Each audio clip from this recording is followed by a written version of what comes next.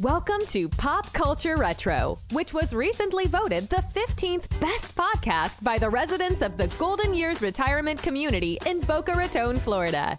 Each show, we'll revisit some of your favorite pop culture memories with insider and outsider perspectives.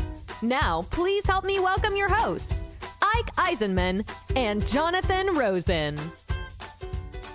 Hello and welcome to another edition of Pop Culture Retro. I'm one of your hosts, Jonathan Rosen, along with Ike Eisenmann, and today we are thrilled to welcome an actor, singer, and star of one of the most iconic horror movies of all time. Please help us welcome David Naughton. David, thanks so much for joining us. It's been my pleasure. Thanks for that intro. I'll try to live up to it. Well, you do. Well, to start with, and we're going to get to it all, but I have to say that my kids were very excited that you were coming on, and I give you my word, more so for Makin It than for anything else. They love that song. They have it on their Spotify, and we'll get to all that too. But to start, you were born in Connecticut, and I read that your parents were teachers. You and your brother went into acting. I actually saw your brother in Chicago, but when did the desire to become a performer first start for both of you, I guess, for you? Well, I guess for my older brother and for me, we went to public high school in Connecticut where we grew up, West Hartford, Connecticut, and we had a really wonderful musical theater choir director, the late great Bill Lauer, and I think he sort of introduced us to and certainly taught me to sing. I'm sure that would be the same answer for my brother, and kind of got introduced to being on stage, which is really how it started. So you went from Connecticut to attending the London Academy of Music and Dramatic Arts. I mean, what was that experience like?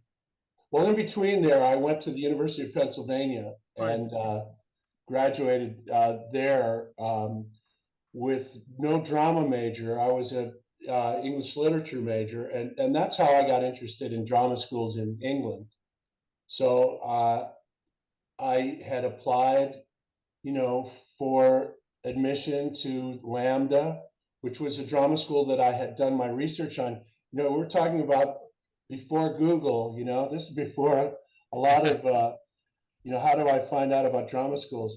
So I had auditioned, I ended up getting an audition in New York for Lambda. And so I went up from Philadelphia, took the train, went into New York and auditioned for this, the principal of the school. And it was, one of those early auditions, but I knew at that point, this was after, I was involved in drama programs at Penn, all undergraduate, uncredited. So you can imagine, going, gee, if I could only get credit for being in this play. But so it was one of the early auditions that I prepared for. I just remember saying, I'm going to go on, and with the encouragement of directors that I had worked with at Penn, they said, you should give this a shot. Have you ever thought about being a professional? I went, well, yeah, I mean, my brother is. And so in any case, I auditioned in New York for Lambda, went there for 2 years in it was like a 3-year program, but I basically stayed 2 years knowing that I was, not really going to be working in British theater, and returned to New York, soon after and said, oh my gosh, here we go. Yeah, but you worked with people. I read that you worked with people like Olivier in London. Well, no, it's funny how I didn't work with them. No, certainly not. But one of the things about being a student at the time were all these greats, these 20th century greats like Laurence Olivier were on stage, and we could go see them. I was working, we were working in front of house in different theaters. I was at the Royal Court Theater. He was at the National Theater. I had another friend at Lambda who was an usher at the National Theater. So we would sneak in or, be let in to see numerous performances of some of these great actors. I mean, John Gielgud was one, certainly Laurence Olivier we saw, and we'd see him at the wrap parties too when they'd finish a production. we'd also get in because there's going to be food involved. Yeah. So yeah, that was how we'd see him, off stage as well. They didn't know us, and certainly we were sort of invisible to them, but we were in the room. God, that's absolutely what an amazing experience and opportunity that is to see them perform live. So now, how do you go from the London Academy of Music and Dramatic Arts to becoming the face of Dr. Pepper? How do those two things connect? Yeah, gosh, you talk about going back. So I had returned, as I said, I stayed in Lambda for 2 years and went back, to Connecticut to my parents' place, going, okay, now what? What's my next plan?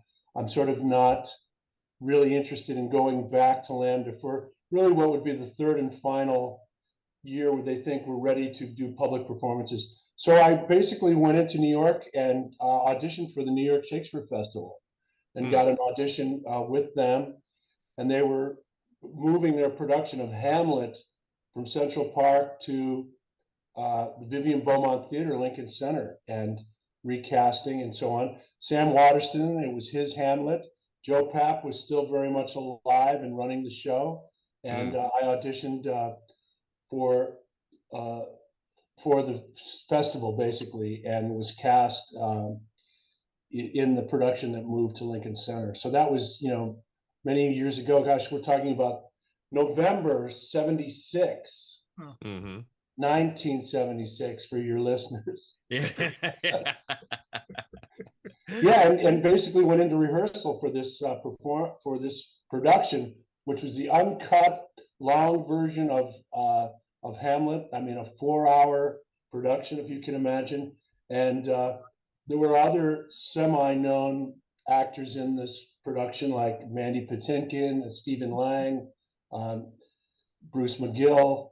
And there was a whole collection of us who were supporting players, of course, to this big production of Hamlet, which was really what was my first job. Joined Actors Equity. It was like, yeah, I'm in New York. And then, of course, found out was my big fear as my parents were going, New York, it's such a big, scary place, and it's so hard to get started. Well, I got started right away. Then I found out what it's like to be an unemployed actor. So, and living in Manhattan and what that was like. And of course, got an agent over the course of that production of Hamlet and was sent out for commercials back then. And lo and behold, I answered the, just in really, I think for no other reason than just to keep my agent interested, going, you really, they want dancers for Dr. Pepper commercials? They go, yeah, it's a good one. It's a big campaign. Go see what you can do. And I went, well, if you're in New York and you call yourself a dancer, that means you're the real thing. And that certainly was not what I was, billing myself as. But I went in and auditioned, and they kind of like what they see, what they saw, I should say, and got a number of callbacks, and turned out to be the face of their new campaign, the Be a Pepper campaign. It's 1977 that lasted 4 years. I mean, those commercials just exploded. Yeah. I remember them at the time, like loving them at the time and looking forward to when they came on, like one of the few in between the shows. Truly one of the most successful campaigns in advertising I think there ever was. But you were publicly probably more recognizable than many actors of the day based on that appearance alone. And you made appearances with Mickey Rooney, Charlie Rich, and I saw one with even Tweety Bird. So how does it feel to suddenly be the face of a major product, and in case of Mickey Rooney, appearing with like legends and getting all this recognition now? Yeah, it was, well, it was certainly, unforeseen and unexpected. The first year of the campaign, you really got to see what it was like behind the scenes in terms of casting. The very first commercials we did were, if you can imagine, a 22-day shoot for a 60 and 2 30-second spot. So 2 minutes of film, basically, for a 22-day shoot. The reason for that, of course, was it was a campaign that starts in New York and ends in San Francisco, and collecting peppers along the way was the idea of kind of a Pied Piper idea, and showing the concept of the commercial was being a pepper was kind of cool. So, but in that first year, we weren't on the air. So casting was difficult. They would cast locally, and we were in like at the St. Louis, Arch, and shooting in Texas, of course, which was where the headquarters for Dr. Pepper was. And, other landmarks, New Orleans, the French Quarter, and ending up at the Golden Gate Bridge in San Francisco. But the casting was a process that I hadn't really seen because I was on the audition side of it, of course. But after that first year, I really got to see what goes into casting and go, how does anybody get cast? Because in the commercial world, there's a committee, and then of course there's a committee at the advertising agency level, and then of course you have to run it past your client, which at this time happened to be Dr. Pepper, and you kind of wonder how many people have final say in what these casting ultimately relates to, and so it was a real eye opener for me. And once we hit the air, it was unexpected to see the sort of feedback it was. It's like, who are those guys? Who's that guy? What's going on there? And it was, as I said, I wasn't quite ready or unexpectedly. But the thing was, we were on all the networks. It wasn't just being on one specific show. We were on in a national blitz campaign, and so didn't matter what network you were watching, our commercial was probably going to come on at some point. Oh man, and it's hard. I mean, they don't really do campaigns like that these days. Although there are the actors from the Geico commercials and whatnot. But man, it was so huge. And I have to admit something to you right now. I'm sure I wasn't the only one, but I dressed like you.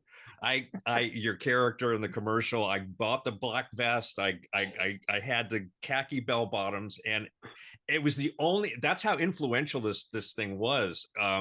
Because I didn't dress up like the Fonz. I dressed up like you. The Pepper guy. But I was told and reminded the star of the commercial was the soda. Yeah.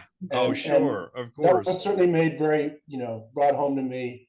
And then, I would come up with like the Pepper grip, which is just grip it the right way so that, the label shows.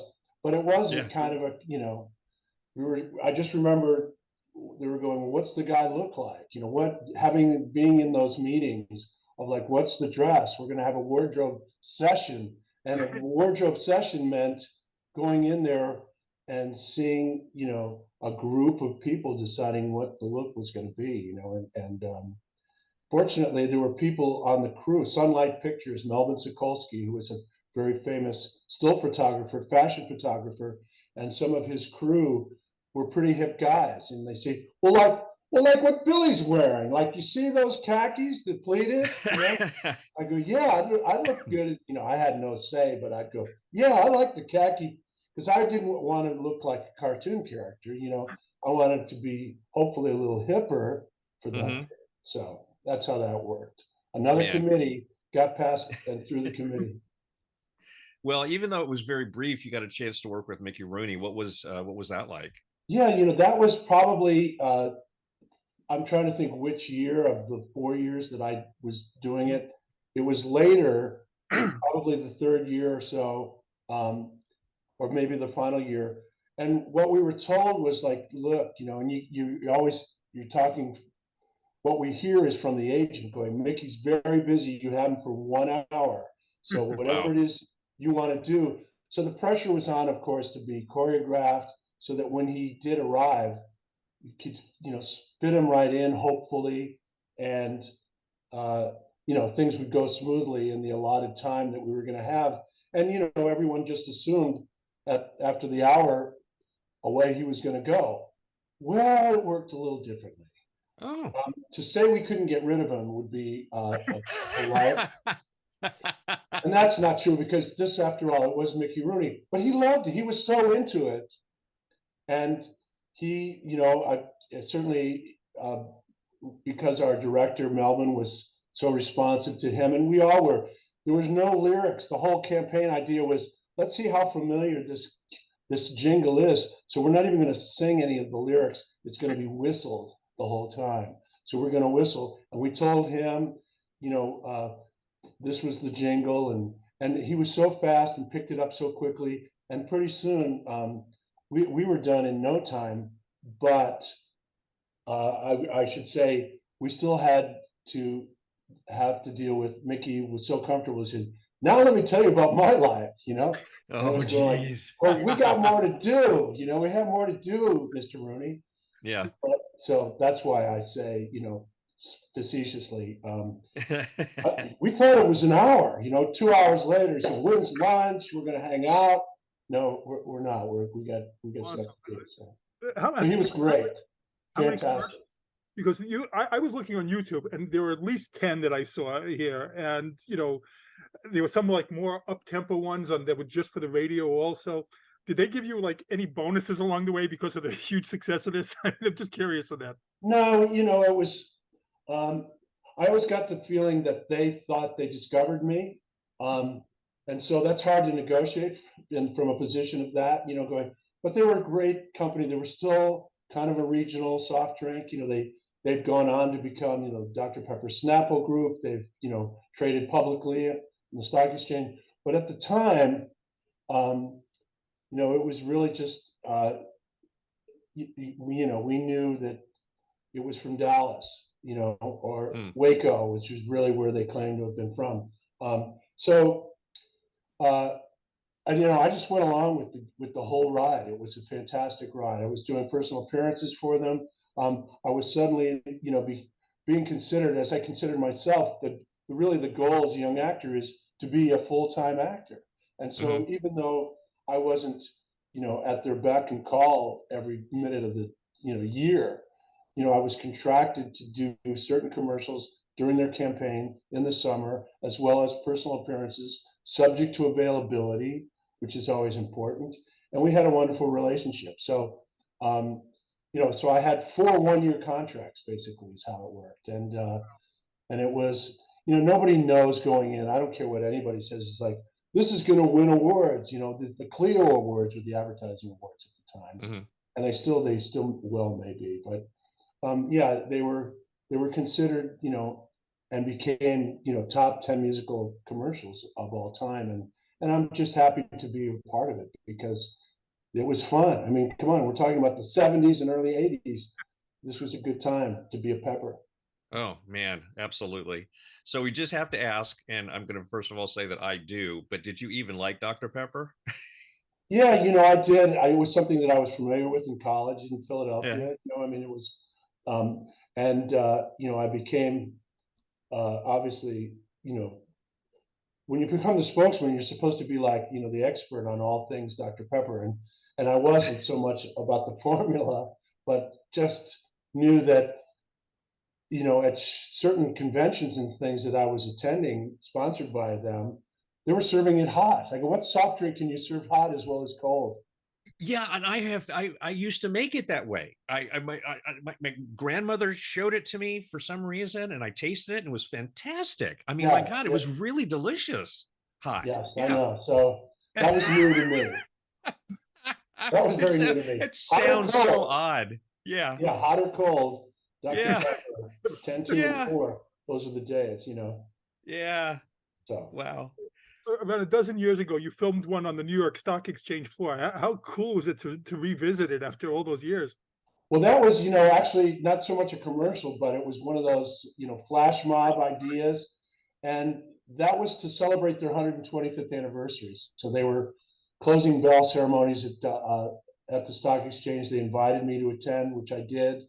And it was great. And then they had this whole idea of, we're going to do a flash mob, but we couldn't get on the floor, of course, until after the exchange closed. I mean, you talk about Fort Knox, just try to get near the New York Stock Exchange. And so it was really fun to be at closing bell ceremonies. This was 2010 when they were celebrating, as I said, 12510. January 25th is their anniversary. And I remember going, 125 years, the oldest, and going, and remember, we beat Coca-Cola by 8 months or whatever, as far as I went, oh, that's fantastic. So it was so fun looking at that video, watching everyone's expressions. Yeah.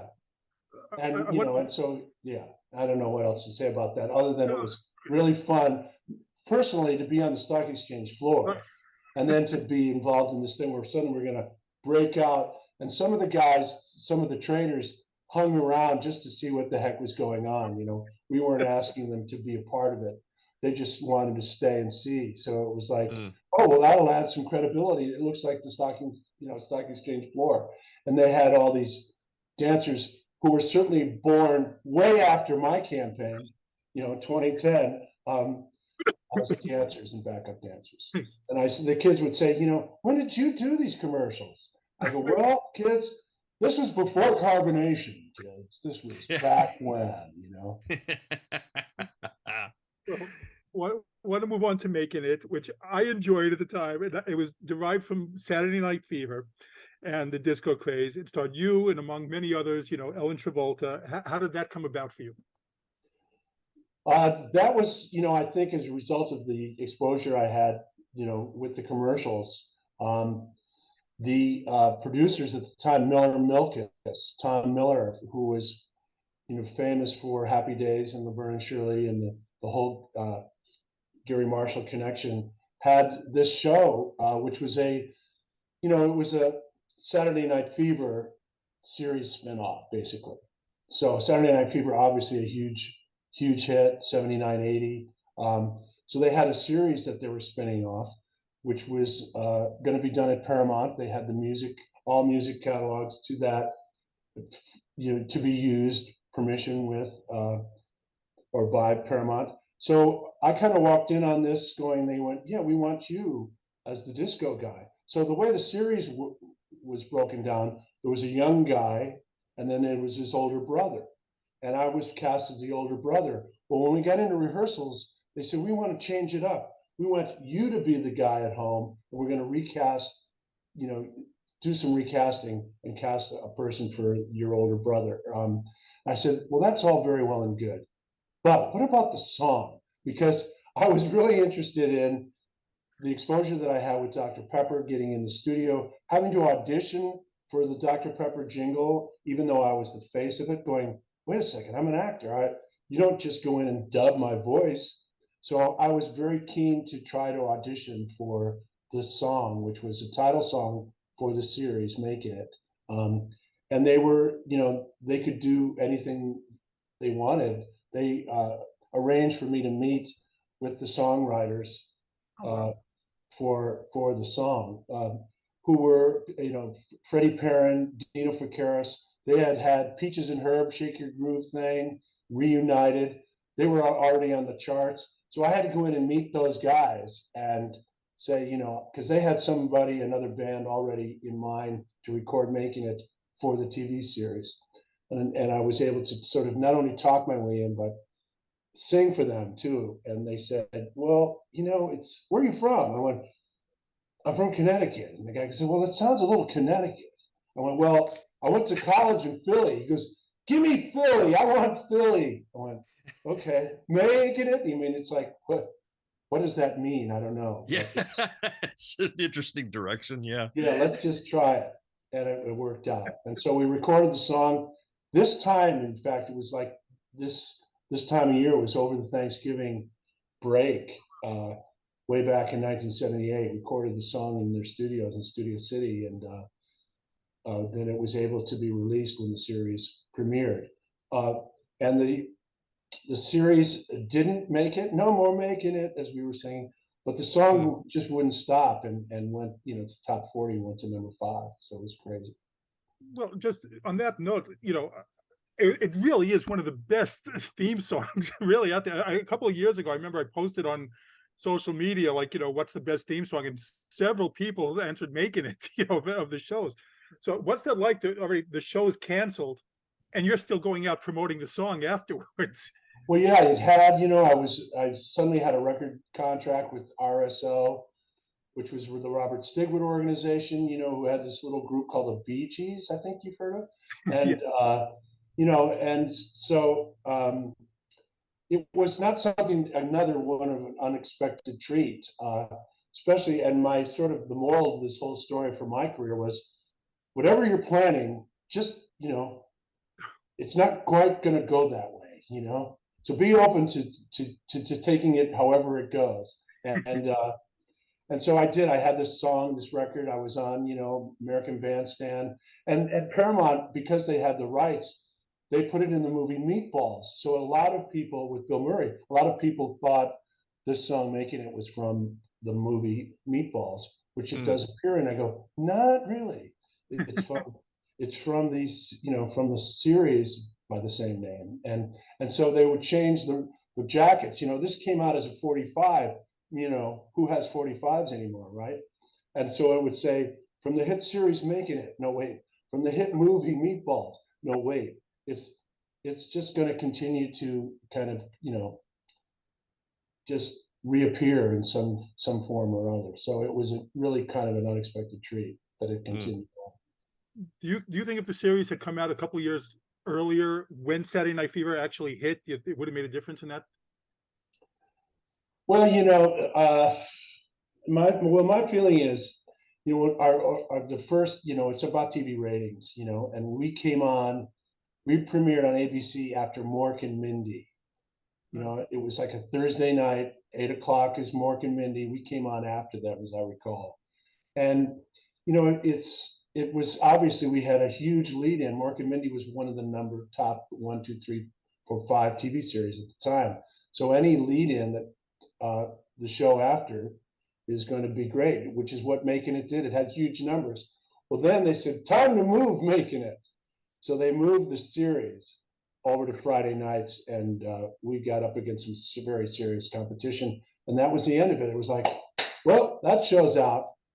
So I think no matter what you say, if the network believes in the show, if they position it correctly and they stay with it, you have a very good chance. If they don't, or if there's a change of some, executives, which there was at the time there, and my subsequent experience with my sister Sam, another CBS. We're going to ask about that too later. Yeah, but if there was, then you better have friends at the top, or the show is in jeopardy. Is really the lesson that I learned.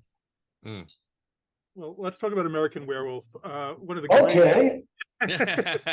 one of the great horror comedies of all time. You could see its influence on later works, this hybrid of genres. And I read that Edgar Wright was influenced. The director of Shaun of the Dead. He was influenced by American Werewolf. It's like a balancing act, really. And American Werewolf did it so well. To covering the skills and still honoring the comedy and still honoring the horror genre. How did you wind up getting that part? Do we want to, let's see. At the time, this was 1980, so it's the fall of 1980. I certainly Making It was on the track. They still play Making It. I hear it and I get texts from my friends going, "Serious right now, Serious Radio, Making It on." But John Landis was looking for the guys, as he calls them. He and Rick were calling them the boys. Who are we going to get to cast as our two lead, boys? And so he was on a search, and he was searching as well as, fielding requests from all the guys from Animal House who wanted to play this, part. So I was really, I had a meeting. He was familiar with who I was as a result of the commercials for Dr. Pepper, and he was looking for those guys to play those two roles. And I don't think he had in mind which part was which, but from my own perspective, I had a chance. You're going to meet John Landis. You got to drive on at Universal. It was a big deal to get a drive-on pass at Universal. I go, wow, I'll go by the Universal tour. We'll go right by my car. It was really kind of an exciting moment. And I was waiting in his office, and suddenly this young guy comes out, and it's like, I didn't know what to expect. I didn't know what John Landis looked like. And we had a long conversation with a lot of humor. And John's a very funny guy. And he said, well, I want you to read this script. And he opens his desk and gives me a copy of the script. He says, and here's my personal office number. Call me tomorrow. And that was it. I read it, and it says in one line, David turns into a werewolf. Turn the page. You go, oh, you kind of almost go by it, going, what's that about? An interesting story, something that he wrote when he was 21 years old, and now because of his success with the Blues Brothers and Animal House, he was going to get a chance to do his I don't want to call it pet project, but his movie, his werewolf movie. And so I talked to, I called him the next day and he goes, well, do you want to be a werewolf? I went, sure. That sounds, yeah. I wasn't that off, handed about it. I knew it was a John Landis movie. This would be fantastic. I enjoyed the script. I thought the story it's about the story. It holds together. As far as what the undead part, the part that's, the supernatural, so we'll talk about. He goes, all right, I need you to get right over and meet Rick Baker in his shop. Rick Baker. And where's he located? Here's his address. He had this rented space. And he says, because I need him to meet you and we got to get started on the makeup. So that was October of 1980. I go over to Rick Baker's his little rented studio space with all these look like high school kid assistants. And he goes, what are you playing? I go, I'm playing David Kessler. He goes, I feel sorry for you. Come on. Oh, wow. What does that mean?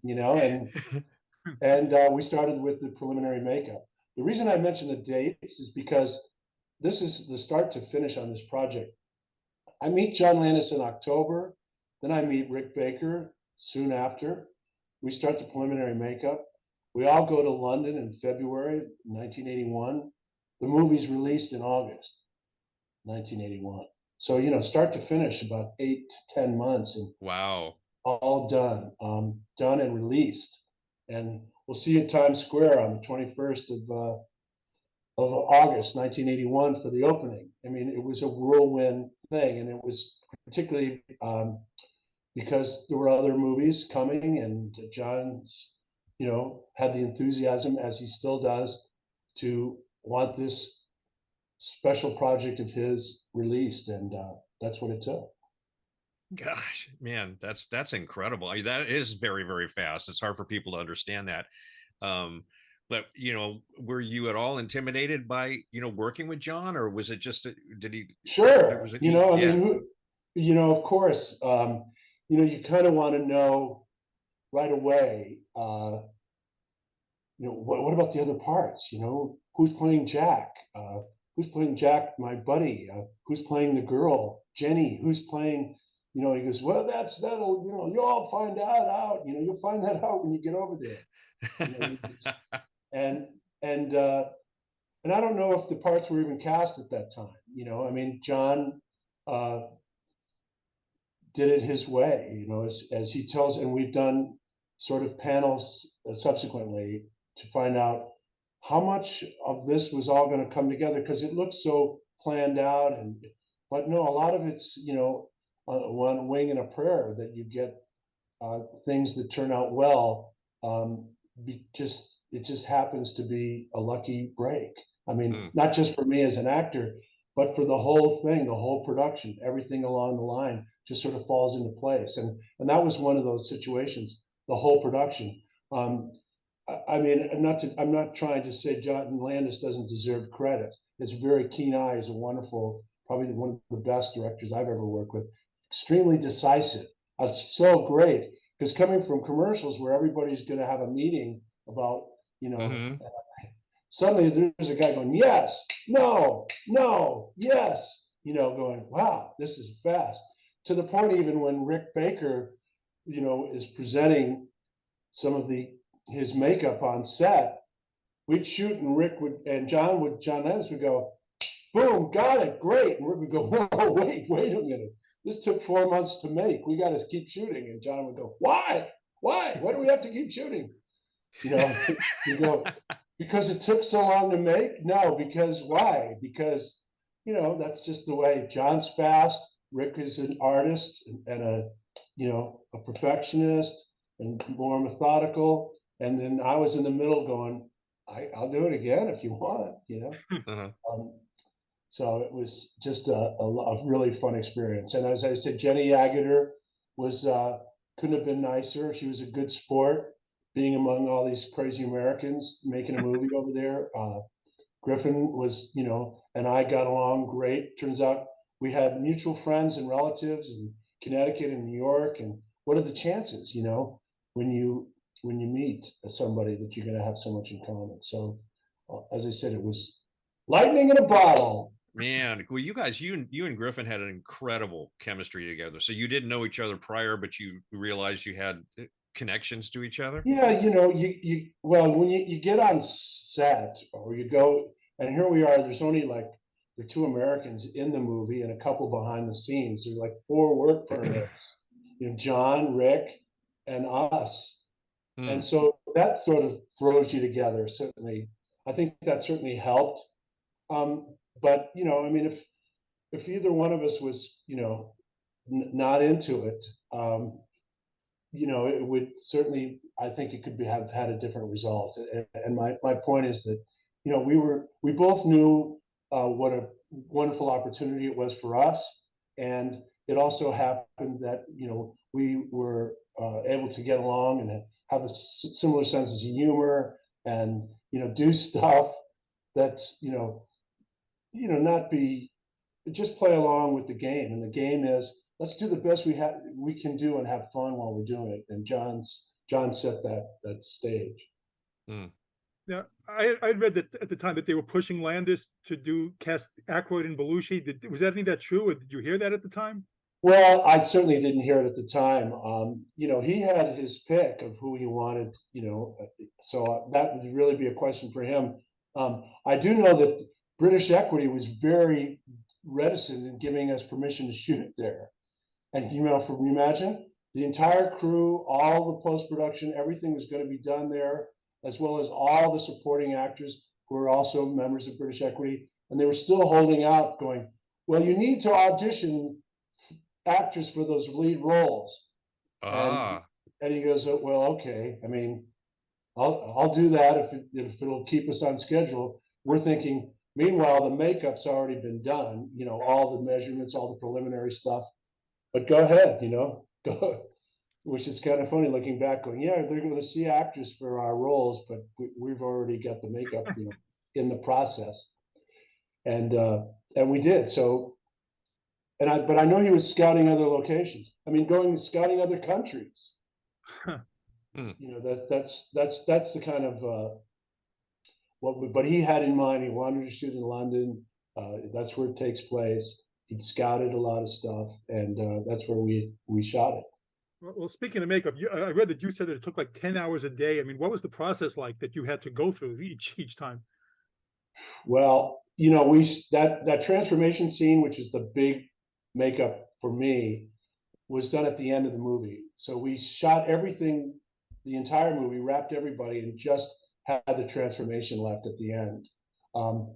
Primarily so that Rick would have everything that he needed done in that time. I know that his arrangement with John was, I need as much time as I can get, and whatever, and I need a blank check for whatever expenses he needed.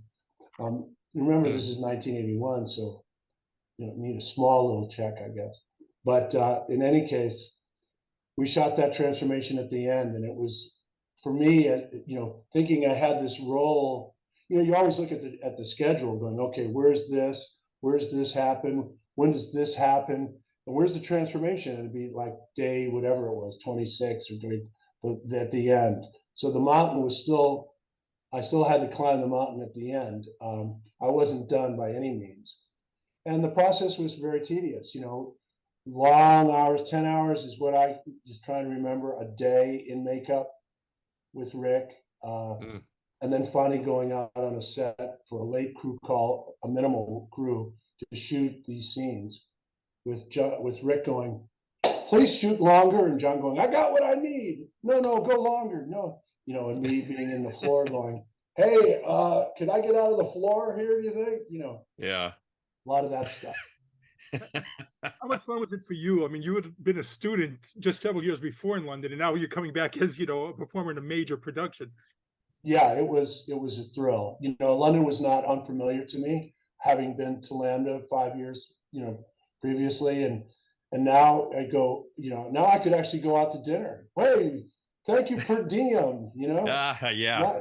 Now you can go out and actually maybe go have something to eat somewhere, or, so on. So it wasn't exactly a complete unknown experience to me. I mean, I even picked up a car driving around the streets, a little mini on on the right side drive, going, okay, this is kind of exciting.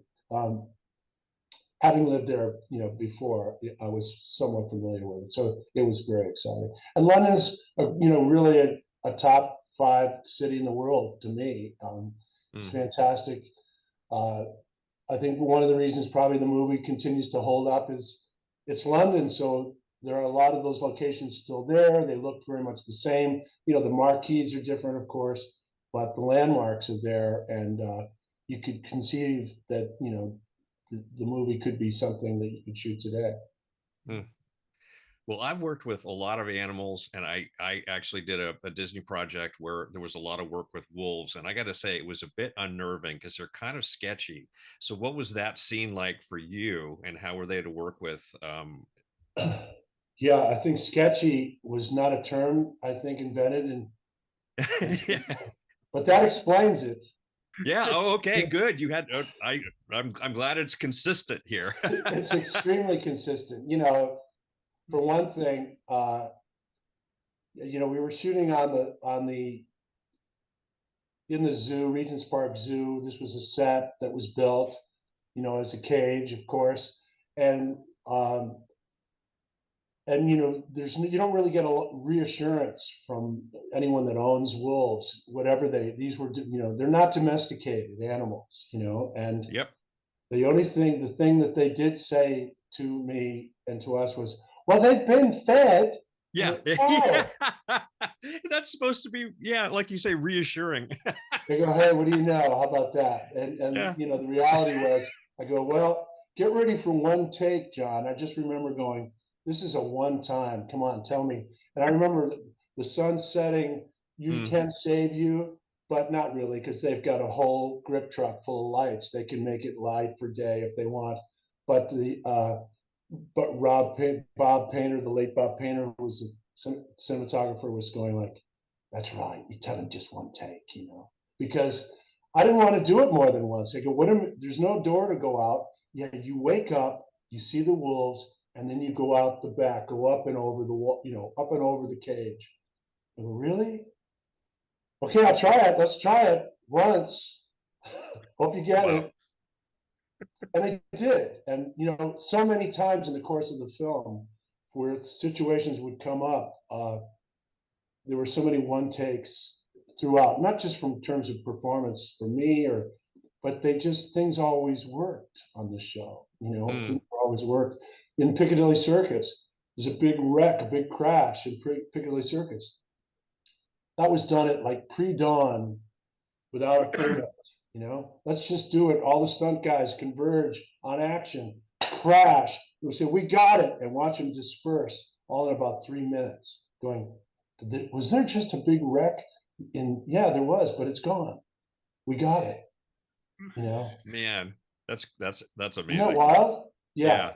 The special effects were, absolutely groundbreaking on that movie. When you saw them, did you think at the time, like, this movie is going to be like beyond anything that's been done before? Well, we knew it was special. There wasn't anyone I could call and say, hey, this Rick Baker guy, what's Rick Baker like? I was one of his, early pioneers. We tortured the boys. He admitted, and in some quote I saw him, yeah, you did torture us. As far as, we were some of the first for him, and it won him his first Academy Award. But there was, we knew, even with John screaming, more blood, I need more blood, guys coming in with more blood. We knew that was obviously special. This makeup was unbelievable, and seeing it sort of slowly coming together right before your eyes, it was very special. So, looking back, we knew we were in the presence of greatness with Rick, and John knew him too, because they worked together. So it was like, just wait, you guys wait, meaning us, Griffin and me, to wait and see what this is going to look like. Now go act, which was, our challenge. Well, you kind of touched upon it a little bit there, because I read after there was some tension between Landis and Baker during the course of the shooting. Did you see any of that at all, or did you experience it? Well, not, I mean, it would just really, I think, what I was touching on was just how, how much coverage John would need. John is a pretty economical director. He knows what he's doing, and if, and Rick and he would have discussions about, what angle he was going to use, or a storyboarded scene, particularly in the transformation. And the challenge for Rick was to make Griffin look each time more decomposed and rotting away, and not hidden, but in an apartment lighting, broad daylight, whenever.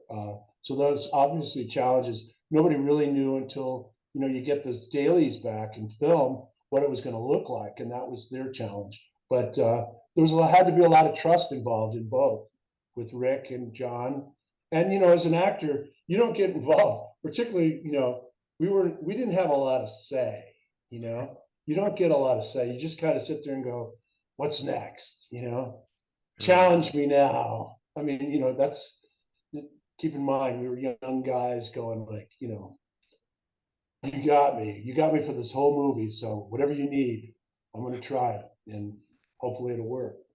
Oh, well, so obviously it did, but because of this movie, you got in trouble with Dr. Pepper? Was it because it was a horror movie? No, I'd love to find out where that came from. I mean, who knows? But no, I had just remember the conversation that I had with the creative director at the advertising agency, who basically got credit for the campaign of this whole Be a Pepper campaign, and just saying 4 years for me was enough, sort of like 4 years of college. I'm thinking back, going, maybe I could have had a 10 or 15-year relationship with that, but it was up to me at that point to just say, I think I'm done. I don't know what else. And he goes, really, you want to be done? And it was like, okay. so I'm really thinking that I, initiated the choice. It was you the one that ended it? Huh. Yeah, I mean, because the reality is, who doesn't want, even in their different times, certainly in the 80s, if you're in a hit movie and you're under contract with an advertiser, who doesn't want to ride those coattails? I mean, you can look today, it's a different world, different times, but there's still strategies involved in business. So I don't imagine it was any different. Somebody thought, oh, well, yeah, there must be a morality clause. I go, whose morality? No, there wasn't. In fact, they came back to me a couple of years later to try one of their other soft drinks. When it was, the blue sugar-free. Is it sugar-free Dr. Pepper? Is it? Yeah. And I did a couple of those commercials. And then they came back in 2010 for the 125th anniversary. So I've always had a really good relationship with Dr. Pepper. And,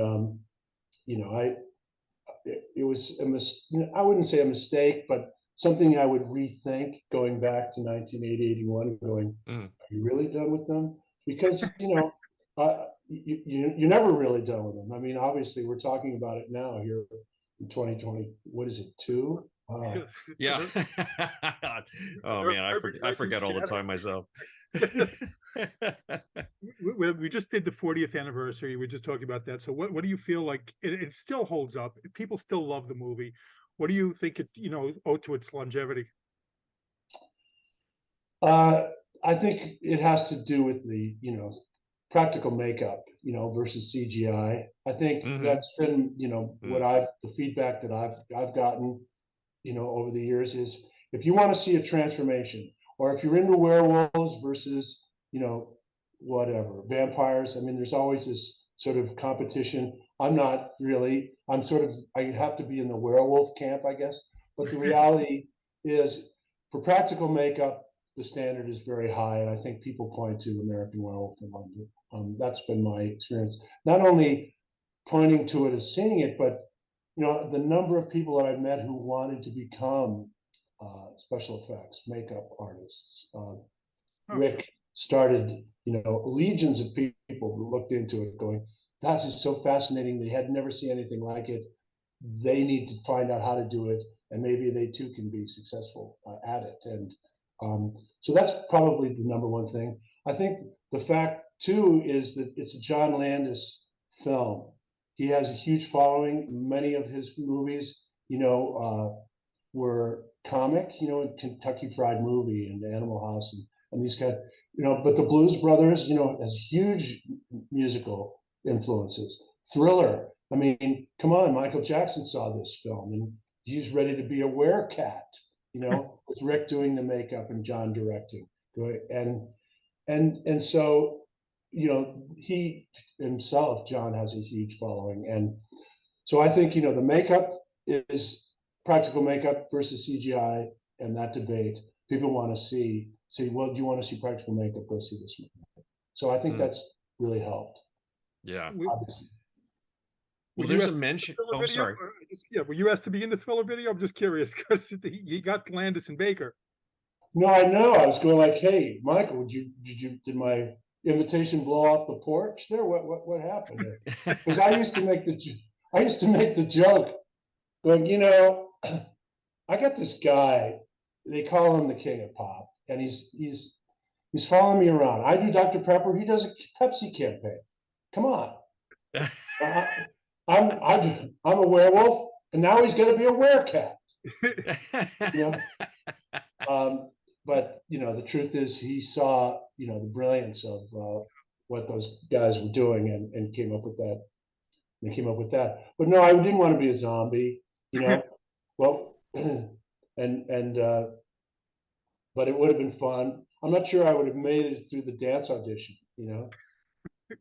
But well, there's a mention on IMDb about a remake of American Werewolf in London with John's son Max Landis directing. Have you heard anything about that, and would you be up to appearing in it? Yeah, I don't know that that's really going to happen. My feeling is, and I've sort of amended my feeling about it, was that why do a remake of anything? It's like, I always think, come on, where's the originality? Come up with your own idea, Right. and try to tell that to the people that greenlight projects. You go, no, we want to make more money. But the reality for me is, if they were to do a remake, and what would happen is ultimately people would say, did you see the original? Which for me just extends the legacy of the original American Werewolf in London for another generation. 2 generations, 3 generations from now, they go, what? Werewolf transformation? What are you talking about? I would think it would sort of guarantee that there'll be new kids discovering this film if there were to be made a remake, because they'd have it to be a tall order to be as good, I think. Yeah. Oh, for sure. Oh, for sure. You still get a lot of fans reach out to you because of this? Yeah. Yes. I mean, I've traveled, all around and met people who, turn out in droves if there's a horror convention of sorts, or, and it's one of those films that seems to put on their list. Horror fans are very loyal, which is fantastic. If you have something to promote, or, they will check it out. And I found that, no matter what their thing is, if it's werewolves or, as I said before, vampires or whatever, if they want, they always seem to stop by my table and say hi, because they got to get something from American Werewolf in London. Well, yeah. Have there been any fan events where the whole cast has gotten together, all of you guys, and John? We're working on it. Okay. Yeah, that'd be great. I think it would be great. It would be fantastic. It's funny. Jenny's over in London. Griffin Dunn's East or West Coast. I have a place on the East Coast. I'm on the West Coast. John and Rick. I don't know so much about Rick. I mean, he's promoted his book and sort of did this tour, but he loves creating at home and making, creatures and things. And John's busy all the time. But yeah, it would be wonderful to have some sort of reunion. As I say, yeah, we're kind of working on it. Maybe 2023 that could happen. Oh, I hope so. Do want to briefly ask you about, you mentioned before, My Sister Sam. A lot of fans, I love that show too. It's another show that they kind of screwed you guys over by moving you around all the time. There, some of your Well, that's the nature, you know. I Yeah. mean, people, you know, forget that. I remember, you know, I did like an episode of Seinfeld, and that show was in the same boat back in the, you know, the year that I did it. No guarantees, you know. They were going, is this show going to catch on? You know, well, I guess it did. And yeah, My Sister Sam was one of those with, you know, Pam Dauber, you know, at the helm, thinking she's the darling of CBS. You know, come on, CBS. And what's that relationship like? Because you have to have relationships where they that the, you know, the network executives believe in you as a person as well as you know, the show. I think that's still today. I mean, it's really important. So we thought we'd be well protected, and you know, as it turned out, it didn't go that way. And so, you know, you got to have friends at the top if you want to stay on the air. That's just been a long time. I mean, I didn't come up with that. That's been around for a long time, that sort of idea. Yeah. I'll ask you quickly about your Disney movie, The Midnight Madness, which was Disney, not Disney. They didn't put their name on it at the time. You had Michael J. Fox's first appearance. Some of your memories with that. Well, you know, it's a light, you know, comedy. It's an all-night treasure hunt, which was the original title of the show. The thing is, it's a night shoot. I don't care what you're making. If you're going to work 6 to 8 weeks at night, good luck. I mean, I personally am not a night owl. You know, when you have a 5 or 6 o'clock p.m. call and you're going to work till dawn, you know, good luck trying to have a life, you know, or going home and trying to sleep in the day. You know, I'm just not cut out for that. So that was the big challenge of that movie. And then, you know, I'll come to the weekend. We didn't work on weekends. So you're going to turn around and maybe have like a normal weekend. But don't forget, Monday night, you're back at work. You know, so that was a challenge. But I think we did the best we could as far as, and I've, you know, again, meeting people at these shows, a lot of them come out and go, you know, it's my guilty pleasure. Do you have anything from Midnight Madness? I go, come on, be proud of it, darn it. You know, this is, if that's your thing, I mean, it'd be nice to have a DVD release, and maybe they are. Maybe that would be something. But at the time, yeah, it was rated PG, which, you know, previously The Black Hole was their big release at Disney, which was, you know, something that they had to live down. They had only had G-rated films, you know. So suddenly we're a PG-13 rating, and like now we've had to come out under a different label, and you kind of wonder what that was about. But it was fun. It is on Amazon. You can watch it on Amazon now. Amazon Prime. It is. Oh yeah. I mean, it's fun. It's light. There was a lot of us co-directors. You know, the two writers are co-directors. So it was sort of like you build a railroad. You start on the West Coast, and you start on the East Coast, and we'll meet somewhere in the middle. I mean, that was the whole plan of attack on that film, and we ended up in downtown Los Angeles at the Bonaventure Hotel, where a number of movies have since been made, and that's where we've, you know, had the major finale of that film done. So it was a good try, you know, good try, and people will find it. I did got a lot of people going, we still watch it, you know, our kids love that movie. So, well, I mentioned I did see your brother in Chicago, and you seem like you'd be such a natural thing for musical. Have you ever thought about doing that? Doing that production? No, a musical. Just musical, yeah. I mean, I still, you know, musical theater was my background in college. You know, I've done a number of shows and liked them. You know, as you get older, you kind of go, no, wait a second. You want to do 8 shows a week? I mean, raise your hand, you know, if you're 70 and older. And the thing was, I just saw where Hal Linden has been on Broadway, and he just came off a show He's 93. Oh, it baffles me because that was Come never on. appealing to me. Yeah. 8 shows a week was never an appealing idea. I like doing my gig and going home and being done, at a certain point. So that's incredible. So that, well, I mean, yeah. you have had such a long and successful career, and you continue to work. Do you have anything coming up next? There are always things, I made a mistake years ago of talking about a project that never turned out to never happened, Oh, okay. There are always those that are sort of like, we're just 60% away from what, we're 70% and closer. I go, what is this, like a GoFundMe movie page? Yeah. What are we talking about? So there's always stuff around. But, can you talk about, do you have a release date? For me, it's like, do you have a start date? Do you have financing? Do you have, who's in place? Just know that I'm not done. I'm still a card-carrying member of the Screen Actors Guild, AFTRA, SAG-AFTRA, I have to call them. Yeah. It's a crazy game now. The rules have changed. Some of us are still have a sense of humor about it, which is what it takes, I think. And so, who knows?